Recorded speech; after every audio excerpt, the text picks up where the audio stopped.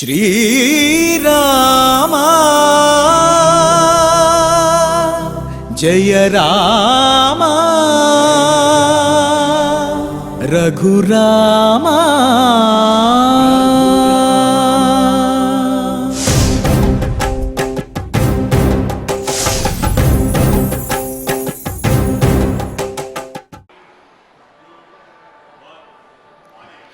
ओं नमो वेंकटेशाय। रामभद्राश्रयः साक्षात् रामचंद्रो न संशयः। तत्र को दण्डतूणीरौ अत्र దండకమండలు। శ్రీరామభద్రుణ్ణి భక్తితో ఆశ్రయించినటువంటి వారు ఆ శ్రీరామచంద్రుడితో సమానమైనటువంటి వారు అవుతారట. ఎందుకు అంటే ఆ రాముని గుణములు రామభక్తుల యందు కూడా ఉంటాయి కావున రాముడితో సమానమైన వారుగా వీరు కూడా ప్రకాశిస్తారట.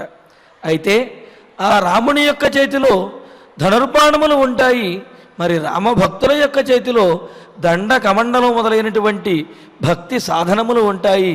కానీ ఆ రామునితో సమానమైనటువంటి గుణములను పుణికిపుచ్చుకుని జీవనాన్ని సార్థకం చేసుకోగలుగుతారు అని పెద్దలు మనకు బోధిస్తూ ఉన్నారు.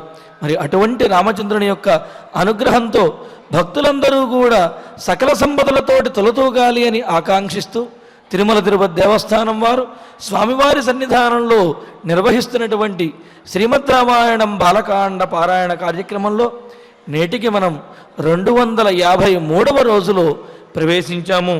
మన బాలకాండ పారాయణ కార్యక్రమాన్ని ప్రారంభించుకుంటూ శ్రీ గురుధ్యానపూర్వకంగా సమష్టిగా సత్సంకల్పం చేసుకుందాము.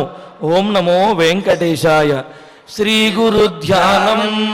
గురుర్బ్రహ్మ గురుర్విష్ణు గురుర్దేవో మహేశ్వరః. గురుః సాక్షాత్ పరం బ్రహ్మ తస్మై శ్రీ గురవే నమః. శ్రీనివాస ధ్యానం శ్రీ వెంకటాచలాధీశం శ్రియాధ్యాసితవక్షసం శ్రితచేతన మందారం శ్రీనివాసమహం భజే.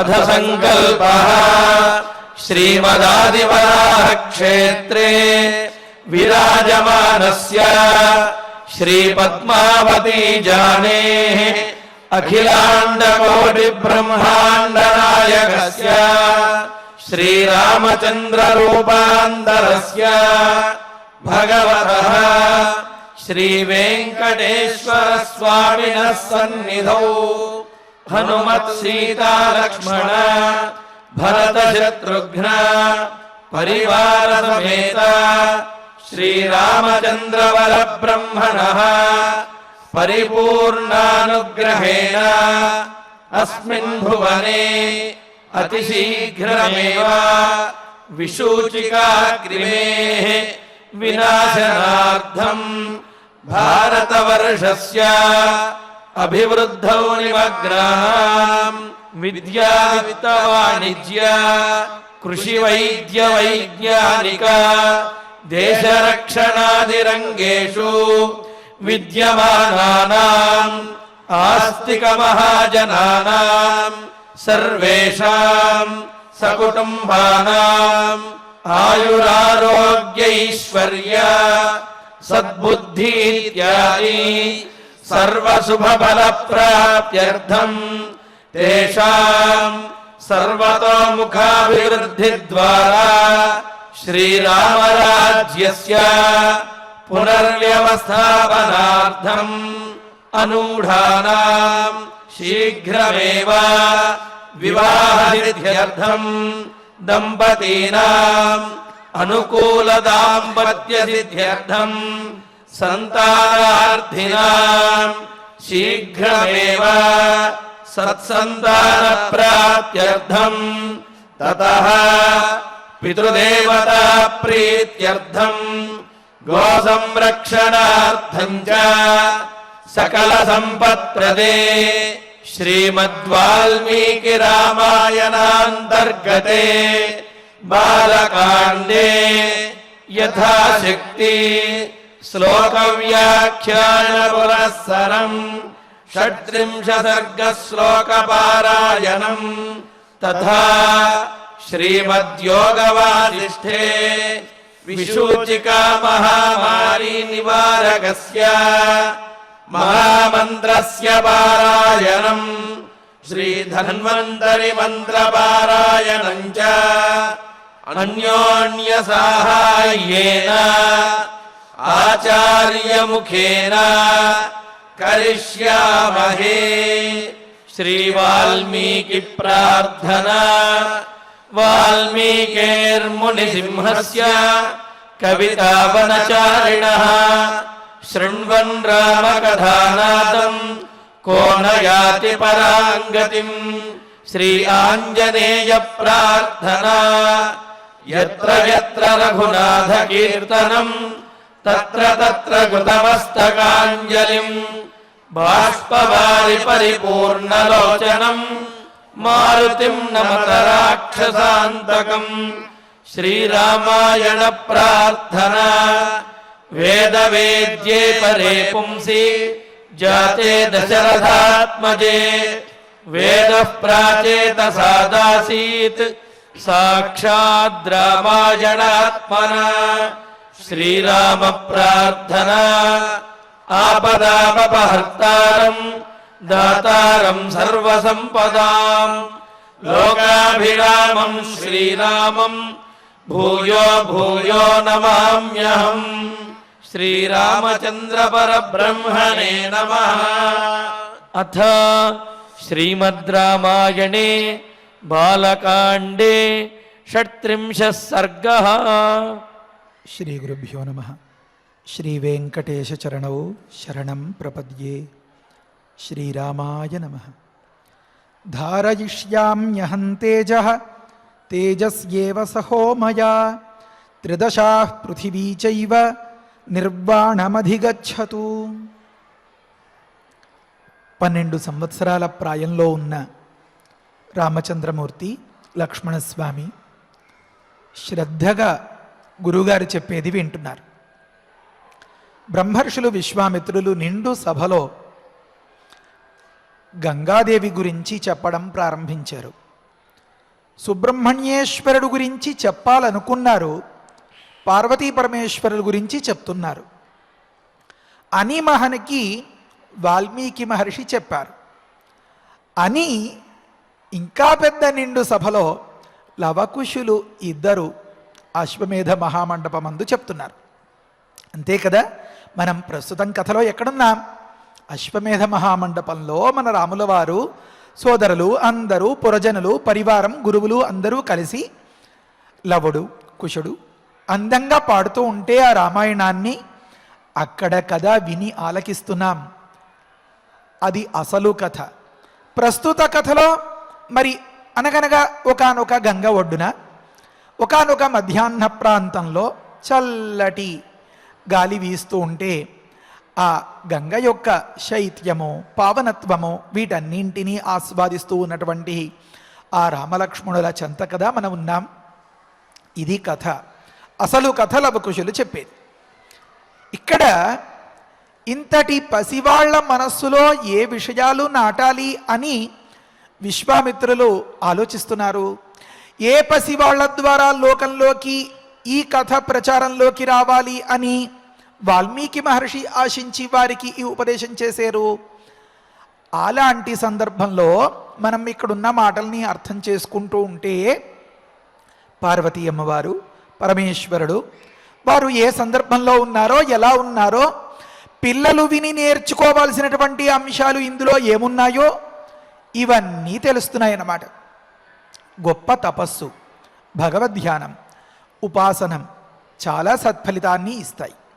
చిన్న చిన్నగా మనస్సుకి అనిపించేటటువంటి ఉబలాటాలు, ఈ చిలిపి చేష్టలు వగైరాలు వీటన్నింటినీ కూడా మనం అనుకుంటే పక్కన పెట్టేయచ్చు. మనం అనుకుని కావాలని పూనుకుని సిద్ధపడితే ఎంతటి దివ్యమైనటువంటి స్థాయికైనా చేరుకోవచ్చు. ఇది కదా ఇప్పుడు రామలక్ష్మణులకు విశ్వామిత్రుల వారు బోధించదలిచినటువంటి అంశం. కథలో భాగంగా బాలసుబ్రహ్మణ్యుడి గురించి కూడా ఇదే తాత్పర్యం. ఒకానొక స్వరూపం, ఒకానొక మూర్తి ఈ సృష్టిలో ఆవిర్భావాన్ని పొందితే వెలుగులోకి వస్తే దానివల్ల ఎంత స్థాయిలో ఎంత కాలం పాటు ఎంతమందికి ఎన్ని విధాలుగా ఉపకారం జరుగుతుంది, జరగాలి, ఈశ్వర సంకల్పం ఎలా ఉంటుంది, ఇలాంటి విషయాలన్నీ చర్చకు వస్తాయి. అసలు కథకొస్తే దేవతలందరూ పరమేశ్వరుణ్ణి ప్రార్థించారు కదా. గమనించండి చాలా జాగ్రత్తగా. పరమేశ్వరుడితో మాట్లాడుతున్నారు. పరమేశ్వరుడు పార్వతీదేవి జంటగా ఉన్న సందర్భం కదా. పరమేశ్వరుడు దేవతలకి అభయం ఇచ్చి సమాధానం చెప్తున్నాడు. ఏమని చెప్పాడు? ధారజిష్యామ్యహం తేజ తేజస్యేవ సహ ఉమయా అని అన్నాడు. దేవతలు ఏమడిగారు? స్వామి, మీరు లోకరీతిని అనుసరించి వివాహం వరకు ఇవన్నీ జరుపుకున్నారు, కానీ ఆ తరువాతి మాత్రం ఇంకొక మెట్టు పైకి ఎక్కద్దు అని అన్నారు. సరే అన్నాడు పరమేశ్వరుడు. అని చమత్కారంగా మాట చెప్తారు కదా, ఉమతో కలిసి ధరిస్తాను తేజస్సును అంటారేమి? అమ్మో, ఇది పెద్ద చిక్కే వచ్చి పడేలా ఉందే అని అనిపిస్తుందన్నమాట. అప్పుడు కాస్త అక్కడ ఆగి ఆలోచిస్తే ఉమా అనే మాట ఎందుకు చెప్పారు? తేజస్సును తేజస్సు ఎందే నిలబెట్టుకుంటాను అని ఎందుకన్నారు? రేతస్సును రేతస్సు ఎందు అని అనొచ్చు కదా. ఈ మాటలు కాస్త విచారిస్తాం కదా, బోళ్ళు మంచి మంచి అర్థాలు తెలుస్తాయి. జిజ్ఞాస ఉండి తెలుసుకోవాలి అన్న వారికి ఇది పెద్ద దివ్యౌషధంగా ఉంటుంది. ఈ కుమారస్వామి జనన ఘట్టం వరకు ఉండే ఈ శ్లోకాలు, కథ అంతా ఒక్కొక్క మాటలో ఎన్నెన్నో అంతరార్థాలు, ఎన్నెన్నో తాత్పర్యాలు. శ్లోకాలైపోవాలి అనుకున్న వారికి ఆ తరువాతి సర్గల్లో పరుగు పట్టుకోండి చూద్దాం అన్నట్లుగా ఉంటుంది. ఆ వేగం, ఆ నడక అంతా సగరులు, వారి పుత్రులు, వారి అశ్వమేధ యాగం, ఆ అశ్వాన్ని అన్వేషించడం, ఆ కథ అంతా గబగబా పరిగెత్తుకెళ్ళిపోతూ ఉంటుంది.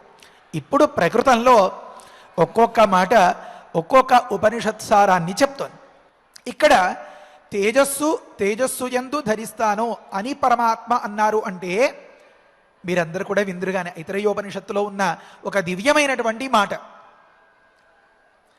పురుషే హవా అయమాదితో గర్భో భవతి యదేతత్ తద్రేతః తదేతత్ సర్వేభ్యః అంగేభ్యః తేజః సంభూతం ఆత్మని ఏవ ఆత్మానం బిభర్తి అనుంది. ఈ మాటలకు తిన్నగా అనువాదం చేస్తే కాస్త అక్షరాలు మార్చి అన్నట్లుగా అదే భావంతో తేజసి ధారయిష్యామ్యహం తేజః తేజస్యేవ ఈ మాటలు ఏర్పడతాయి. అంటే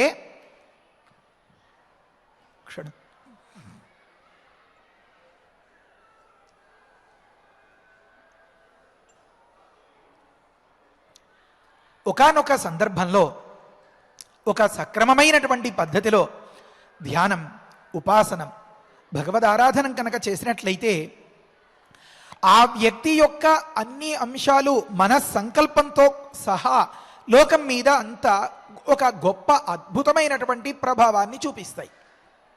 ఇప్పుడు రేతస్సు అనేది సంతతికి కారణం లోకంలో చాలామందికి తెలుసు. దానినే శుక్రము, శోణితము లేదా స్త్రీలో రజస్సు అనే పేరుతో కూడా వ్యవహరిస్తూ ఉంటారు. మనం తిన్న సారం ఏదైతే ఉందో అది రసం, అసరకు, మాంసము, మేధస్సు, అస్థి, మజ్జ, శుక్రము అని ఈ 7 విధాలుగా పరిణమిస్తుంది. ఇది కూడా చాలా మందికి తెలిసిన మాటే. అందులో సారం అన్నమాట. కానీ లౌకికమైనటువంటి ప్రవృత్తుల్లో ఉండేవారు అంతంత స్థాయిలో ప్రయత్నం, సాధన చేయలేనటువంటి వారు ఆ రేతస్సు అనేటటువంటి సారం వరకే సంపాదించుకోగలుగుతారు. ఆ తరువాతది ఇంకొక స్థాయి ఉంది, అది ఓజస్సు. రస, అసరం, మాంస, మేధోస్థి, మజ్జ, శుక్ర అనేటటువంటి 7 ధాతువులు ఉన్నాయి. ఈ 7 ధాతువులు శరీరాన్ని ధారణ చేస్తాయి. అవి లేకపోతే శరీరం పడిపోతుంది. నిలబడలేం, కూర్చోలేం, మాట్లాడలేం, చూడలేం. కనుక శక్తికి చాలా అవసరం ఈ ధాతువులు. ఇది ఆహార సారం కదా. ఇవి కనుక ఒకలా ప్రసరించాల్సిన స్థితిలో అలా కాకుండా దాన్ని నిరోధించి సాధనా బలం చేత దాన్ని తిరుగు ప్రయాణంగా ఊర్ధ్వముఖంగా కనుక ప్రయాణం చేసేలాగా దాన్ని డైరెక్షన్ని, దాన్ని దిశానిర్దేశాన్ని మార్చినట్లయితే అప్పుడు అది తేజస్సుగా పరిణమిస్తుంది. దానిని ఓజస్సు అని కూడా పిలుస్తూ ఉంటారు. ఇప్పుడు ఈ సారం సారం సారం అందులో సారంగా ఉన్నటువంటి ఆ బీజప్రాయంగా ఉన్నటువంటి ఆ అంశం ఏదో అది సాధనా బలం వల్ల అథ పురుషే హవా అయం ఆదితో గర్భో భవతి అని మొదలుపెట్టి చెప్పినటువంటి ఉపనిషద్వాక్యంలో ఏ రకంగా పరిణమిస్తుందో చెప్పబడుతుంది. అక్కడ ఏమన్నారు? తదేతద్ సర్వేభ్య అంగేభ్య తేజస్సంభూతం అని ఉంది. అంటే ప్రతి అణువున ఆ పాదమస్తకం అంటారు కదా, పాదాంగుష్టం దగ్గర నుంచి కాలి బొటని వేలి దగ్గర నుంచి ఈ బ్రహ్మరంధ్రం వరకు ఒకానొక దివ్యమైనటువంటి శక్తిగా వ్యాపిస్తుంది. ఆ సందర్భంలో తేజస్సంభూతం ఆత్మని ఏవ ఆత్మానం బిభర్తి అనుంది. ఇక్కడ ఆత్మని అంటే ఆత్మయందు అని అర్థం, అంటే ఈ దేహమందు అని అర్థం. ఆత్మానం తనను బిభర్తి నిలుపుకుంటుంది అనుంది. అక్కడ ఆత్మానం అంటే ఈ తేజస్సును అని అర్థం.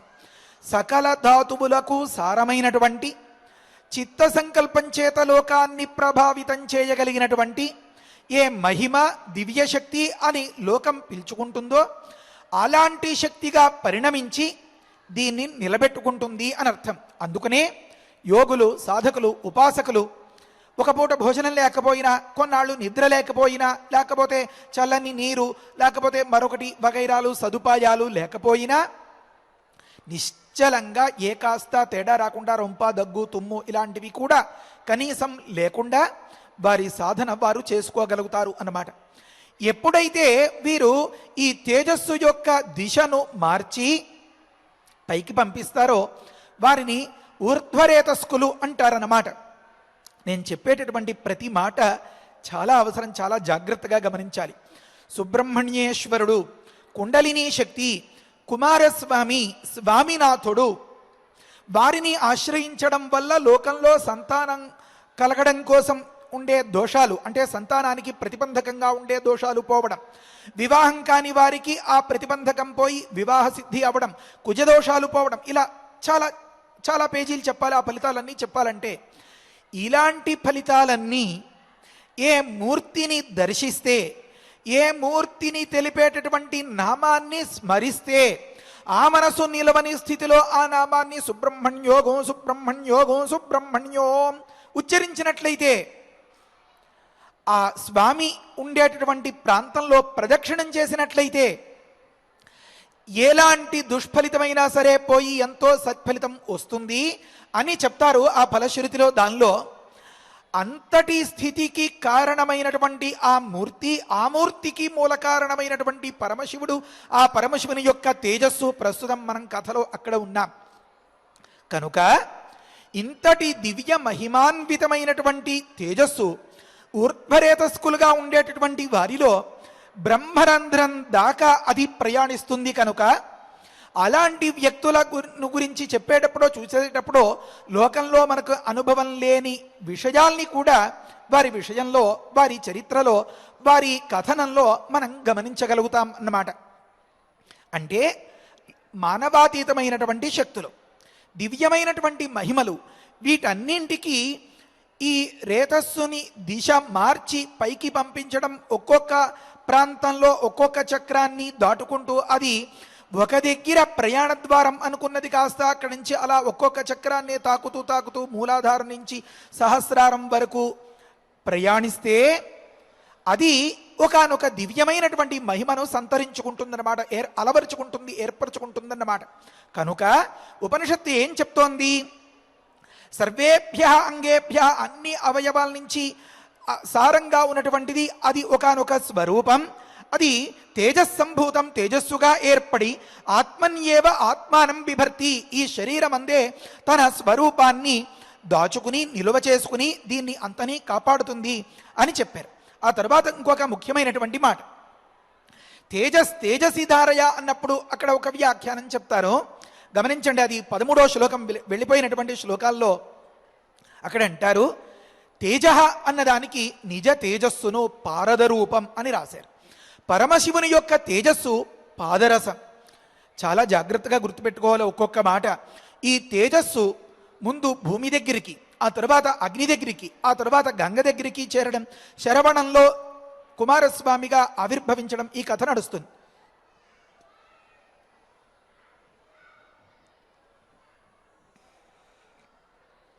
సంధ్యావందనాదుల్లో చెప్పేట్లుగా పృథివ్యాపస్తేజో వాయురాకాశాత్ అని పంచభూతాలకి ఒక వరస చెప్పారు. పృథివీ, ఆపహ, తేజ, వాయు, ఆకాశము వగైరాల. వీటిల్లో ఇప్పుడు మనం కొలుచుకునేటటువంటి లేదా కొలవాల్సినటువంటి సకల లోకాలకి తలిచినంత మాత్రం చేత శుభ ఫలితాల్ని ప్రసాదించేటటువంటి ఆ బాలసుబ్రహ్మణ్యమూర్తి ఎవరైతే ఉన్నారో అక్కడ అసలు మూల కారణం పరమశివమయంగా ఉండాలి, పరమశివుని తేజస్సు అవ్వాలి. ఆ తరువాత పృథివీతత్వంలో ఉండేటటువంటి కొన్ని ప్రత్యేకతలు అక్కడ రావాలి. ఆ తర్వాత అగ్నితత్వంలో ఉండే ప్రత్యేకతలు కొన్ని రావాలి. ఆ తర్వాత జలతత్వంలో ఉండేటటువంటి ప్రత్యేకతలు కొన్ని రావాలి. రసాయన శాస్త్రం తెలిసినటువంటి ప్రాచీన శాస్త్రవేత్తలు రససిద్ధిని గురించి వివరించేటప్పుడు పాదరసం, దాన్ని భూమి యందు నిక్షేపం చేయడం, ఆ తర్వాత అగ్నిలో పుటం పెట్టడం, ఆ తర్వాత దానిని నీటిలోకి చేర్చడం, ఆ తర్వాత దానిని గొప్ప ప్రయోజనకారిగా తీర్చిదిద్దుకోవడం, ఈ ప్రక్రియ చెప్తారన్నమాట. అంటే ఎంత వైజ్ఞానికమైనటువంటి రహస్యం ఈ కథలో ఏర్పడి ఉందో ఆలోచిస్తే అర్థమవుతుంది. సరే, మనం మళ్ళీ మొట్టమొదటికి వచ్చేద్దాం. గొప్ప ఉపాసన, గొప్ప యోగాభ్యాసం, గొప్ప తపశ్శక్తి ఉన్నటువంటి వారిలో ఈ సారము తేజస్సుగా మారి శరీరమంతా వ్యాపించి వారి సంకల్పానికి కూడా గొప్ప తిరుగులేని శక్తిని ఏర్పరుస్తుంది అని అక్కడ ఉన్నాం. ఆ తరువాత అనుకోవాల్సినటువంటి మాట ఏమంటే, తేజసిధారయ అనే దగ్గర కూడా ఒక చిన్న అర్థం చెప్పుకోవడం మొదలుపెట్టాం మనం. తేజస్సు అనగా పారదము, అంటే అది పాదరసము. దానిని నీ తేజస్సు ఎందే ధరించు అని దేవతలు అడిగారు. ఇక్కడ పరమేశ్వరుడు కూడా తేజస్సు ఎందే ధరిస్తాను అని మాటిచ్చాడు. అసలు ఈ ప్రస్తావనంతా ఎందుకు వచ్చింది అంటే, ఉమతో కలిసి ధరిస్తాను అని అంటే ఈమెను గర్భవతినిగా చేసి ఆమె గర్భమందే నా తేజస్సును ధరింపచేస్తాను అనే అపార్థం కాదు. ఉమతో కలిసి తేజస్సును ధరించడం అనే దగ్గర ఉపనిషత్ సారం ఉంది. ఉమ అనగా ఒకానొక పరాశక్తి.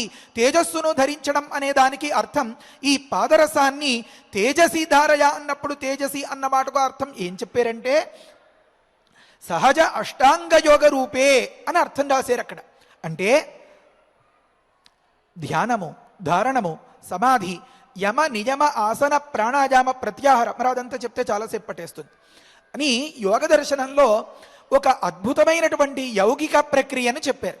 ఎందుకు ఇంత ఆరాటపడాల్సి వస్తోంది అంటే ఈ శరీరంతో ఈ ప్రపంచంలోనే ఇప్పటి కాలంలోనే మన పరిస్థితులకు అనుగుణంగానే మనకి వీలు చిక్కినప్పుడు మనస్సుకి కనుక నచ్చినట్లయితే చిన్నపాటి ప్రాక్టీస్, అభ్యాసం అనే దాన్ని కనుక మనం అలవర్చుకున్నట్లయితే మనం కూడా ఎంతో ఉత్తమంగా, ఉన్నతంగా, అందరూ సుఖంగా ఉండాలి అని అనుకుంటే విశ్వశాంతిని కలిగించేంత ఒకానొక మహాయుగ పురుషులులాగా జీవించగలగచ్చు. విశ్వశాంతిని మనం కాంక్షిస్తే ఆ పరమాత్మ ఈ ప్రకృతి సైతం దానికి ప్రతిస్పందించి సకల లోకాలకి సుఖాన్ని, శాంతిని అందించేంత స్థాయికి వీరు చేరుకుంటారు. నిన్న మొన్నటి మనకు పరిచయంలో మనకి బాగా అందుబాటులో ఉన్నటువంటి ఒకానొక రమణ మహర్షి సుబ్రహ్మణ్యేశ్వర స్వామి అవతారం అని చెప్పుకుంటారు.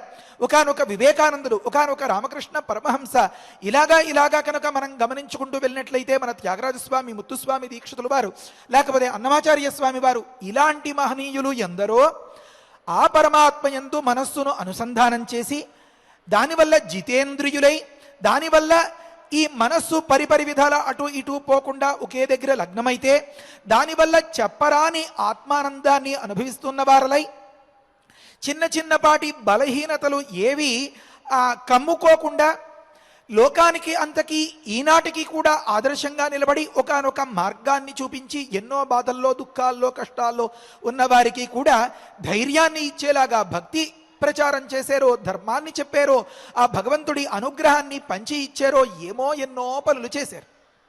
కనుక మనకి లోపల ఇంతటి పనికి చేరుకోవాలి అని కానీ, ఈ విషయంలో ఇంత సారం ఉంది అని కానీ, మన భారతీయుల మహిమ ఇంతటిది అని కానీ, మన విజ్ఞానం పట్ల గౌరవం, అపరిమితమైనటువంటి శ్రద్ధ, ఆసక్తి కానీ వెరసి చిట్ట చివరికి జిజ్ఞాస అనే 3 అక్షరాలు కనుక ఉన్నట్లయితే మనం దీన్ని అంతనీ సాధించుకోగలుగుతాం అన్నమాట.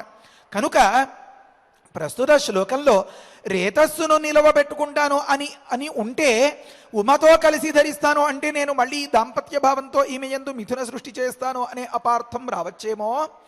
తేజస్సుని తేజస్సు యందు ధరిస్తాను అని చెప్పడం వల్ల ఆ ఐత్రేయోపనిషత్తు శృతి మనకు ఒక్కసారి అలా అలా మిణుకుమంటూ మెరవాలి అని బహుశా వాల్మీకి మహర్షి అభిప్రాయమో ఏమో.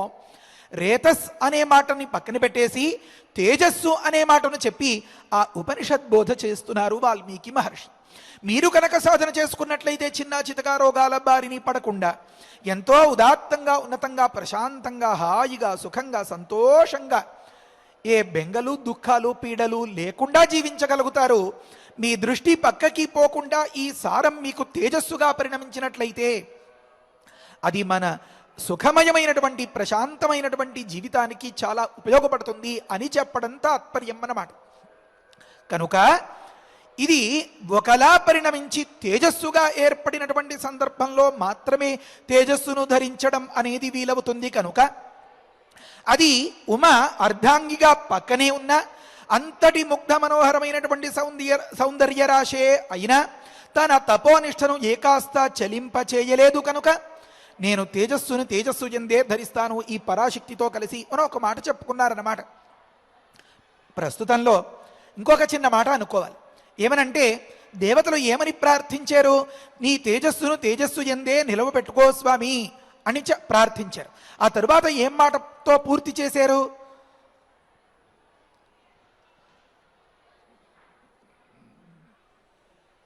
రక్ష సర్వాన్ ఇమాన్ లోకాన్ నాలోకం కర్తుమర్హసి అన్నారు. అది చాలా ముఖ్యమైనటువంటి మాట. ఈ లోకాల్ని అన్నింటినీ కాపాడు అన్నారు. మనం అంతటితో అనుకుని ముందుకు వెళ్ళిపోతే పెద్దగా ఉపయోగం ఏముంటుంది? ఏమీ లాభం లేదు. భగవంతుడు పరమశివుడు తేజస్సును కనుక ధరించకుండా విడిచిపెట్టేస్తే లోకాలకి ఎందుకు వినాశం కలుగుతుంది? లోకాల్ని రక్షించడం కోసం నువ్వు ఈ పని చేయాలి అని ఎందుకు ప్రార్థించాల్సి వచ్చింది? అక్కడ మనం కొంచెం ఆ నిధిని తవ్వుకోవాలి అన్నమాట. అక్కడ చెప్తారు, అథ యదేతత్ పురుషేరేతః భవతి ఆదిత్యస్య తద్రూపం అని ఉంది. ఇలాంటి మహాపురుషులు, ఉత్తములు, యోగులు, సాధకులుగా ఉన్నటువంటి వారు పరమశివుడి దగ్గర నుంచి నిన్న మొన్నటి వరకు మనకు తెలిసినటువంటి రమణ మహర్షి ఇలాంటి మహనీయుల వరకు కూడా వారిలో ఈ ఉత్తమ స్థితికి చేరిన సందర్భంలో ఆ దివ్యమైనటువంటి తేజస్సు అనేటటువంటి శక్తి ఏదైతే ఉందో దాన్నే అందిపుచ్చుకుని ఆ ఆదిత్యుడు, సూర్యభగవానుడు లోకానికి అంతకీ ప్రకాశాన్ని ఇస్తున్నారన్నమాట. కనుకనే ఆదిత్యమండలాంతర్వర్తి ఆదిత్యో జీవప్రేరక అని సంధ్యావందనాదులు వగైరాలు చేసేటప్పుడు ఆ సూర్యుడిని ప్రార్థించమని పెద్దలు ఉపదేశం చేస్తున్నారు. అక్కడ ఒక చిన్న రహస్యం ఉంది. మనకి కనిపించేటటువంటిది ఆ బింబం ఏదైతే ఉందో అది కాంతి మండలం. దానిని కూడా ఆదిత్య అనే శబ్దంతో చెప్తారు. కనుకనే ఆదిత్య మండలం అనే మాట కుదురుతుంది. ఆ ఆదిత్య మండలాంతర్గతంగా ఒక మూర్తి ఉంది. ఆ ప్రణఖాదు సువర్ణ ఏవ సహ అని ఉపనిషత్తు వివరిస్తుంది. స్వచ్ఛంగా పుటం పెట్టినటువంటి బంగారం మాదిరి ధగధగలాడుతూ ఉండేటటువంటి ఒక దివ్యమైనటువంటి తేజోమూర్తి అది. కనుక ఆదిత్య మండలాంతర్వర్తి ఆదిత్యో జీవప్రేరక అని అన్నారు. మండలాంతర్వర్తి అయినటువంటి ఆ పరమ పురుషునికి కూడా ఏమని వ్యవహారం? ఆదిత్యుడు అని వ్యవహారం. ఎవరో ఆ ఆదిత్యుడు అంటే గాయత్రి మంత్రాన్ని పరిశీలించాలి. గాయత్రి మంత్రం ఏం చెప్తోంది? యో దేవ సవితాస్మాకం ధియో ధర్మాదిగోచరా ప్రేరయేత్ తస్య యద్భర్గః తద్వరేణ్యముపాస్మహే అని చెప్తోంది. ఇక్కడ భర్గ అన్నదానికి తేజస్సు అని అర్థం. ఏ కాంతి మండలంగా ఉన్నటువంటి, తేజోమండలంగా ఉన్నటువంటి ఆదిత్య మండలం ఉందో ఆ ఆదిత్య మండలాంతర్గతంగా ఉన్నటువంటి ఏ భర్గ తేజస్సు అనేదైతే ఉందో అదేం చేస్తుంది? యో దేవ సవిత అస్మాకం ధియ ధర్మాదిగోచరా ప్రేరయేత్ అని అన్నారు. అంటే దాని పనితనాన్ని బట్టి దానికో పేరు పెట్టారు, సవిత అనే పేరు పెట్టారు. సవిత అంటే ప్రేరణ కలిగించేది అని అర్థం. సూర్యుడు ఉదయించినదే తడవు లోకంలో అందరికీ ఒక రకమైనటువంటి ప్రేరణ కలుగుతుంది. ఒరే బారెడు పొద్దెక్కింది లేవంట్రా గబగబా అనేటటువంటి ఒకనొక పరుగు, వేగం, ప్రయత్నం పట్ల కార్యోన్ముఖత్వం, పని పట్ల ప్రయత్నం, ఇవన్నీ కనబడతాయి. కనుక కర్తవ్యములయందు మిత్రోజనాను యాతజతి ప్రజానన్నంటుంది ఈ శృతి. ఎన్నైనా ఉదాహరణలు చెప్పచ్చు. కనుక ఎవరెవరికి ఎక్కడెక్కడ యోగ్యతో ఎవరెవరి స్థాయేమో ఇది గమనించినటువంటి ఆ పరమాత్మ తను ఆవిర్భవించడం ద్వారా, అంటే సూర్యోదయం ద్వారా మిత్ర జనాను యాతజతి, సకల లోకాలకి మైత్రీభావంతో ఉన్నటువంటి వాడై పనులయందు ప్రవర్తింపచేస్తాడు. ఈ రహస్యాన్ని గమనించినటువంటి పెద్దలు ఏం చెప్పారు, ఏం పేరు పెట్టారు? సవిత అనే పేరు పెట్టారు. సవిత అంటే ప్రేరకుడు అని అర్థం. దానికి అంతరార్థం ఏం రాస్తారు? అంతర్యామి అంటారు. అంటే అక్కడ ఇక్కడ ఉన్నటువంటి ఒకే తేజస్సు. అందుకనే అక్కడ తాడల కదిపేటప్పటికే ఈ తోలు బొమ్మలాటలో ఈ బొమ్మ ఇటు ఇటు ఇలా కదలగలుగుతుందన్నమాట. అంటే ఆ పట్టుకున్నటువంటి వైనం, ఆ లాగేటటువంటి తీరు, దీనిని బట్టి ఈ జగత్తు అనేటటువంటి నాటకాన్ని నడిపించడానికి ఏర్పరిచిన ఆ సూత్రం, ఆ తాడు ఏదైతే ఉందో అది ధరించినటువంటి పరమాత్మ జగన్నాటక సూత్రధారి. అతడు తేజోమయమైనటువంటి స్వరూపంతో, తేజోరూపంతో ఉన్నాడు. కనుక గాయత్రి మంత్రం ఏం ఉపదేశం చేస్తోంది? భర్గః దేవస్య ధీమహి, ఆ తేజస్సును ధ్యానిస్తున్నాము అని ప్రార్థించరా. ఇంతకంటే ఉత్కృష్టమైనటువంటి ప్రార్థన, ఉపాసన లోకంలో లేదు. ఆ తేజస్సే కనుక నీకు వశమై నీ యందు అనుకూల దృష్టితో ఉంటే, నిన్ను అనుగ్రహిస్తే నువ్వు లోకంలో పొందలేనిదే లేదు పొమ్మన్నారు.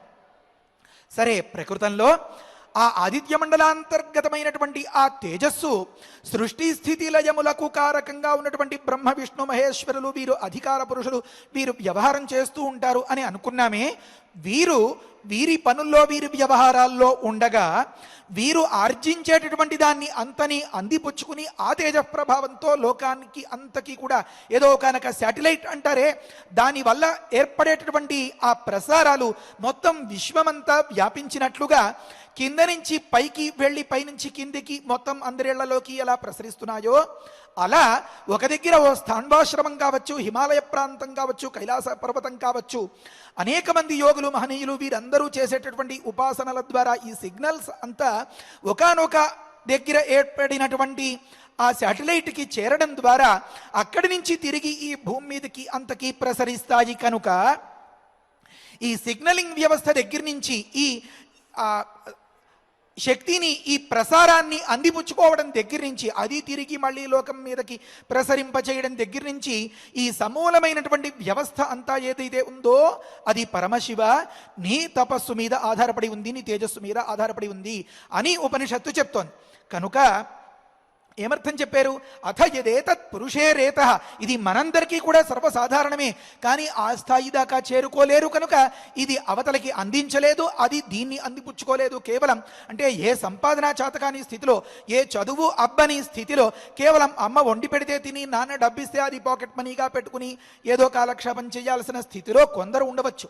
కొంతమంది ఆ అమ్మకు సహాయపడుతూ ఆ నాన్నకి తను కూడా కొంత ఏదో చేదోడు బాదోడుగా ఉండేటటువంటి స్థితిలో వీరందరూ ఇంకొంచెం గొప్పగా సంసారాన్ని నిర్వహించగలగచ్చు. కనుక ఈ పిల్లల యొక్క తారతమ్యాన్ని బట్టి, స్థాయిల్ని బట్టి వీరు ఉపయోగపడతారా, ఆ పెద్దల వల్ల ఉపయోగాన్ని మాత్రమే పొందుతారా అనేది ఏర్పడి ఉంటుంది. సరే, ప్రకృతంలో మనం ఎవరం కూడా తీసిపోము అని చెప్పడం తాత్పర్యం అన్నమాట. కనుక అథయదేతత్ పురుషేరేత, వీరు వారు అనేటటువంటి భేదం ఏమీ లేకుండా ప్రాణి అంటే చాలు ఆ వ్యక్తిలో ఒక సారం ఉంటుంది. ఆ సారం ఆదిత్యమండలాంతః యద్ధృతం తన్మూలజ అత్ర సకలమపి జగద్రక్షితం భవతి అని ఉంది. దాని ద్వారా మాత్రమే, అంటే ఒక స్థాయికి చేరినటువంటి మహామహిమాన్వితమైనటువంటి తేజస్సు అయితే దాని ద్వారా లోకమంతా కూడా సుఖంగా, శాంతంగా, సంతోషంగా ఉంటుంది అని అర్థం.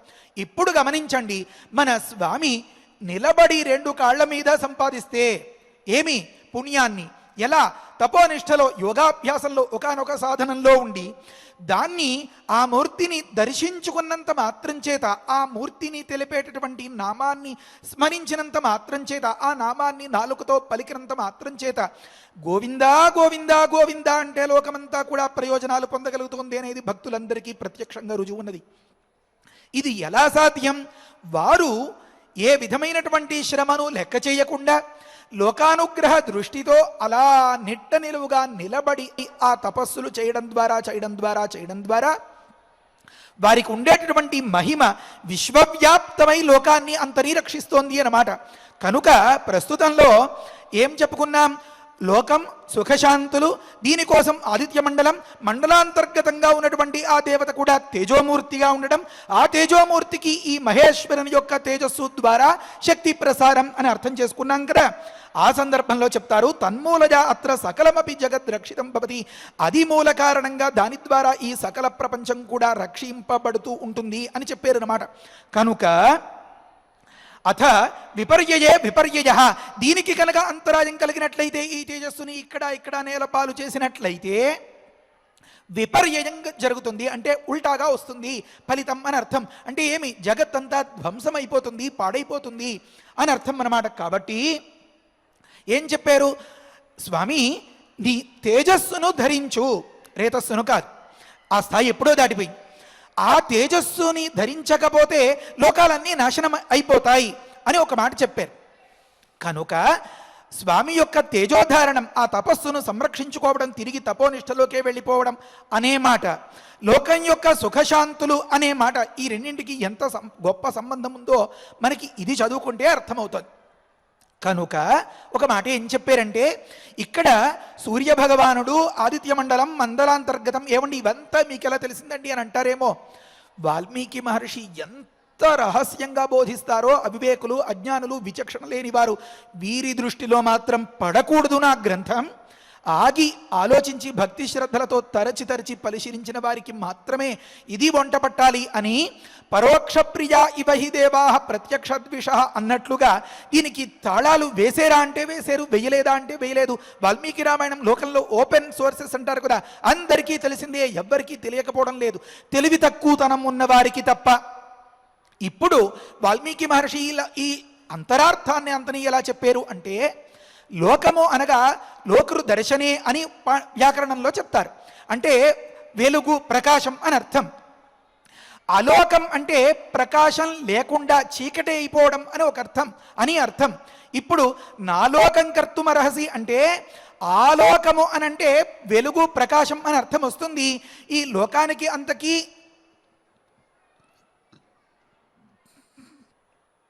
శ్రీరామ, ఈ లోకానికి అంతకీ వెలుగునివ్వద్దు అనే తప్పుడు అర్థం కాదన్నమాట. అంటే పరిశీలించకుండా అర్థం చేసుకుంటే నా ఆలోకం కర్తుమర్హసి అని కూడా విభాగం చేసి ఒక తప్పుడు అర్థం చెప్పే అవకాశం ఉంటుంది అక్కడ. అలా కాకుండా నా అలోకం కర్తుం అర్హసి అని విడదీస్తే, లోకము కంటే భిన్నమైనది అలోకం కనుక, లోకం అంటే వెలుగు కనుక, వెలుగు లేని స్థితి అంటే చీకటి కనుక, ఈ లోకాన్ని అంతని చీకటి చేసేయద్దు అని ప్రార్థిస్తున్నారు కనుక, ఈ లోకానికి అంతకీ చీకటి సూర్యుడు అస్తమించేసినప్పుడు కనుక, ఈ తేజ ప్రసారం ఆపేసి తేజస్సును కనుక నేలపాలు చేసేసిన సందర్భంలో ఆ ఆదిత్యుడికి ఈ శక్తి ప్రసారం అనేది అందకుండా పోతుంది కనుక, ఆదిత్యుడు అస్తమించినట్లు అయిపోతుంది కనుక, లోకానికి అంతకీ చీకటి ఏర్పడిపోతుంది కనుక నీ తేజస్సు యందు ధరించు అని ప్రార్థించారన్నమాట. కనుక ఈ లోకాన్ని ధ్వంసం చేయకు అని అన్న శ్లోకం పూర్తయిపోయేది. అలోకం కర్తుం నా అర్హసి అని చెప్పడం ద్వారా ఈ లోకానికి అంతకి లోకము అనగా ప్రకాశము, వెలుగు, అది ఏ సూర్యమండలం ద్వారా ఆదిత్య మండలం ద్వారా వస్తోందో, భర్గోదేవస్య ధీమహి అనే గాయత్రీ మంత్రం ఏ తేజస్సును, ఏ ప్రకాశాన్ని ధ్యానించమని ధ్యేయ వస్తువుగా చెప్తోందో, ధ్యేయ సదా సవితృమండల మధ్యవర్తి అని కదా చెప్తారు. అతని ఉనికికే ప్రమాదం వచ్చేలాంటి పని చేయొద్దు స్వామి అని అర్థం అన్నమాట. ఉపనిషత్తు పరిశీలించి పురుషుడిలో ఉండేటటువంటి తేజస్సు ఆదిత్య రూపంగా ఉంటుంది అని అర్థం చేసుకుంటే, మిత్రో జనానుయాత జరి ప్రజానన్ను అనే మాట అర్థం చేసుకుని ఈ ప్రపంచానికి అంతకీ సూర్యుని వల్ల ఇంతటి ఉపకారం జరుగుతుంది అని అర్థం చేసుకుంటే, ఆ సూర్యుడి వల్ల వచ్చేటటువంటి మొట్టమొదటి ఉపకారం ఏమో వెలుగైతే, ఈ వెలుగు లేకుండా చీకటి పాలు చేయొద్దు లోకాన్ని అని దేవతలు ప్రార్థించేటటువంటి ప్రార్థనలో తేజస్సు, ఆదిత్యుడి ద్వారా లోకానికి ప్రకాశం, విజ్ఞానం, ప్రేరణ ఇదంతా అందాలి. ఈ వ్యవస్థ, ఈ సైకిల్ ఒకనొక గొలుసుకట్టుగా ఉండే వ్యవహారం ఎక్కడా తెగిపోకూడదు అని తాత్పర్యం అన్నమాట. ఇంతటి తాత్పర్యాన్ని మనసులో పెట్టుకున్నటువంటి ఆ దేవతలు ప్రార్థిస్తే ఆ స్వామి అచ్చంగా చాలా విచిత్రంగా అలాగే సమాధానం చెప్పారన్నమాట, ఏ కాస్త బయట పెట్టకుండా. కానీ పెద్దలు గురువుల దయ వల్ల మనకి తెలిసిపోతోంది కదా, జిజ్ఞాస ఉండాలి, స్వామి యందు భక్తి శ్రద్ధలు ఉండాలి.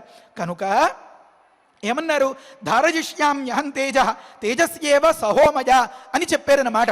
తేజస్సును తేజస్సు యందే ధరింపచేసుకుంటాను అంటే ఇది రేత స్థాయిలో లేదు, ఉబలాటాలకి తావు లేదు. కనుక ఈ సూర్య ప్రసారానికి ఏ కాస్త దాని ఏమంటారు, ఆ తీగ తెగిపోకుండా నేను కాచుకుంటాను. తద్వారా లోకమంతా సుఖంగా ఉండేలాగా, సుఖశాంతులకి అడ్డం తగలకుండా నేను జాగ్రత్త పడతాను అనేలాంటి ప్రతిజ్ఞలన్నీ ఇందులో తెలిసిపోతున్నాయి అన్నమాట. ఇప్పుడు ఆలోచిస్తే ఉమయ అన్నదానికి తాత్పర్యం ఏమంటే, వెనక మనం ఏం చెప్పుకున్నాం, అనగా తల్లి మా వద్దమ్మా, తపస్సు చేయొద్దమ్మా, నువ్వు తట్టుకోలేవు అని అంది. కనుక మా అనే 2 అక్షరాలే పేరుగా ఏర్పడినటువంటి పార్వతీదేవి అని అనుకున్నాం. మరి ఇప్పుడు ఎక్కడ అవకాశం ఉంటుంది ఆ మాటకు? సంస్కృతం అంటేనే సంస్కృతం, అదెంత మహనీయమైనటువంటి దేవభాష. చెప్తారు అక్కడ, అవతి లోకాన్ రక్షతి ఇది ఉమా అని చెప్తారన్నమాట. అంటే ఈ ఉమతో కలిసి నేను రక్షిస్తాను అంటే, నేను ఊరుకున్నా ఈమె ఊరుకోదు, ఇంకా సరసం కోసం పక్కకి లాగుతుంది అనే తప్పుడు అర్థాలు చేసుకోకండర్రా మీరు. మరేమి అంటే, నాకంటే ఓ మెట్టు ముందుగా ఉండి ఈ లోకాన్ని అంతని రక్షిస్తాను అని చెప్పి మనస్తత్వం పెట్టుకుని, అదే మనస్తత్వానికి తగిన పేరు పెట్టుకుని ఉమాగా, సకల లోక సంరక్షిణిగా చలామణి అవుతున్నటువంటి ఈమెతో కలిసి, అంటే ధర్మపత్ని అన్నమాట. ఇతడి ధర్మం లోకాన్ని రక్షించాలి అంటే ఆ ధర్మాన్ని రక్షించేటటువంటి ధర్మపత్ని ఆమె అన్నమాట. కనుక ఉమా అన్నదానికి సకల లోకల సంరక్షకురాలు అని అర్థం వస్తుందన్నమాట. కనుక సకల లోకాల్ని సంరక్షించేటటువంటి పరాశక్తితో కలిసి తేజస్సు ఎందే ధరింపచేస్తాను అంటే మళ్ళీ మిథున సృష్టికి పాల్పడతాను అనే భావం లేనే లేదన్నమాట. కనుక ఓ త్రిదశులారా, లోకంలో మీరెవరూ బాధపడద్దు అన్నారు. పృథివీ చైవ నిర్వాణం అధిగచ్చతు, పృథివీ చ అని ఒక మాట చెప్పారు. ఈ భూమి కానీ మిగతావి కానీ సుఖాన్ని, శాంతిని పొందుగాక. ఆ చ అన్న ఒక్క మాటకి అర్థమేమా, ఎంత ఆలోచిస్తే తెలియలేదు. మహాభారతంలో అనుశాసనిక పర్వం పరిశీలిస్తే కాస్త వివరణ తెలుస్తుంది. చిన్న మాటే, కానీ రేపటి రోజున చెప్పుకుందాం. మరి ఈ రోజు సమయం మించిపోతుంది కదా. ఆ భగవంతుని యొక్క పరిపూర్ణ అనుగ్రహం వల్ల ఆ వెంకటరాముడు మనల్ని అందరినీ కూడా జిజ్ఞాసుల్ని చేసి దానికి తగినటువంటి సమాధానాన్ని అందించి, పరమ పవిత్రమైనటువంటి మంత్రపఠనం చేసిన పుణ్యాన్ని, పురాణ ప్రవచనం చేసినటువంటి పుణ్యాన్ని, ఈ దివ్యమైనటువంటి మహామహిమాన్వితములైనటువంటి ఈ ఘట్టాల్ని ఉపాసనం చేసినటువంటి పుణ్యాన్ని ప్రసాదించి మనల్ని యావజ్జీవం అనుగ్రహించి రక్షించుగాక. హరయే నమః. స్వస్తి. పారాయణ చేసుకుందాము. ధారయిష్యామి